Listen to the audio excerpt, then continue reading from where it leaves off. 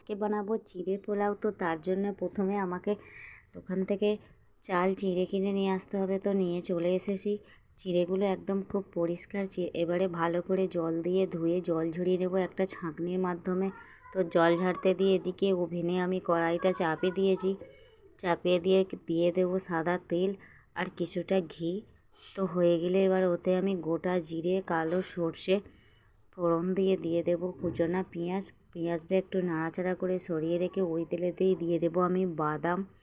তো বাদামগুলো একটু ভাজা ভাজা হয়ে গেলে এইবার আমি ওতে দিয়ে দেবো কিশমিশ, কাঁচা লঙ্কা চিড়ে দিয়ে দেবো। তোমরা যদি ঝাল খেতে চাও 2-3টে দিতে পারো, যেহেতু আমরা ঝাল খাবো না তো একটাই লঙ্কা দিয়েছিলাম।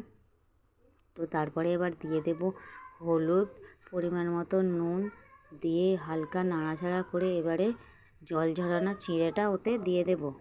তো তারপরে আমি হালকা নাড়াচাড়া করে নাড়তে থাকবো আর ওভেনের আঁচটা একদম আস্তে করে দেব। দিয়ে নাড়াচাড়া করে এবারে একটু চিনি দিয়ে দেবো ওতে, কারণ পোলাও যেহেতু একটু মিষ্টি মিষ্টি হবে। তো চিনি দিয়ে নাড়াচাড়া করে আর এতে একটা আমি স্পেশাল ম্যাগি মশলা দেবো, কারণ এই ম্যাগি মশলাটা দিলে এর টেস্টটা আরও বেড়ে যাবে। ম্যাগি মশলাটা দিয়ে নাড়াচাড়া করে আমি এবার নামিয়ে নেব।